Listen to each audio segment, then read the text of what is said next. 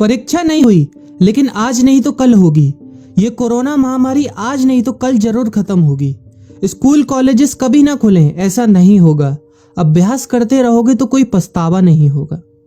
Corona महामारी के चलते इस समय स्कूल और कॉलेजेस बंद पड़े हैं, जिसके चलते विद्यार्थियों में पढ़ाई के प्रति लापरवाही देखी जा रही है।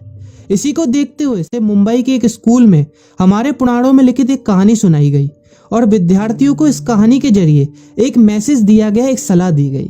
कहानी ये थी कि एक बार भगवान इंद्र किसानों से नाराज हो गए और उन्होंने घोषणा कर दी कि 12 साल तक बारिश नहीं होगी, आप फसलों को नहीं उगा पाएंगे।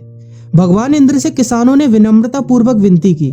किसानों की विनती को देखते हुए इंद्र ने बड़ी चालाकी से बारिश न होने का सारा श्रेय भगवान शिव के ऊपर डाल दिया और कहा कि बारिश तभी संभव है जब भगवान शिव अपना डमरू बजाएंगे।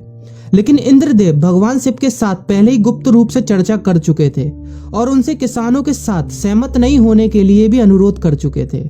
जब किसान भगवान शिव के पास बारिश के लिए विनती करने के लिए गए तो उन्होंने भी कह दिया कि बारिश तभी होगी जब मैं 12 साल बाद अपना डमरू बजाऊंगा।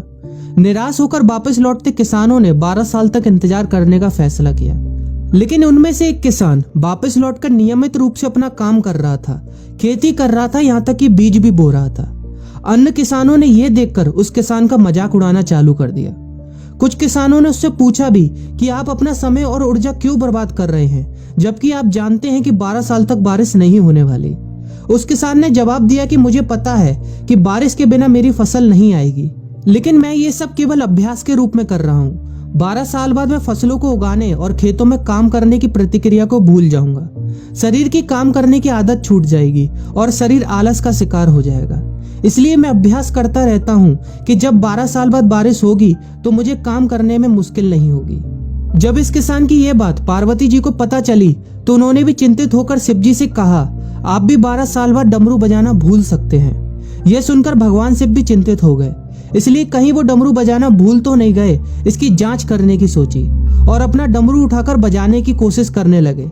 कोशिश करते हुए जैसे ही डमरू से आवाज आई वैसी बारिश होने लगी और जो किसान नियमित रूप से अपना काम कर रहा था उस किसान का खेत फसलों से हरा भरा हो गया।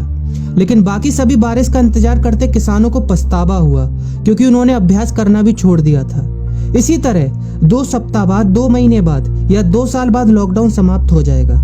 कोरोना महामारी भी खत्म हो जाएगी। इसे घूरने या इस महामारी के खत्म होने तक का इंतजार करने से बेहतर है कि आप जिस कक्षा में हैं या जिस अगली कक्षा में जाने वाले हैं उसका अध्ययन करें। पुस्तकों का अध्ययन करके अपने कौशल को तेज करें। आपके पास जो ज्ञान है उसे और बढ़ाएं। इस समय का इस्तेमाल करें और ये सोचें कि आप और भी बेहतर कैसे कर सकते हैं, क्योंकि डमरू कभी भी बच सकता है। इसलिए अभ्यास करते रहें। अभ्यास ही गुणवत्ता का सार है। अभ्यास ही है जो आपको किसी भी क्षेत्र में पूर्ण बनाता है। अगर आप अपनी पढ़ाई के प्रति लापरवाही छोड़कर अभ्यास करते रहेंगे तो जब काम करने का समय आएगा, जब भी परीक्षा देने का समय आएगा, तो आप हर चुनौती और अपने हर क्वेश्चन का जवाब देने के लिए तैयार रहेंगे। अपना ध्यान रखें और अपनों का ख्याल रखें।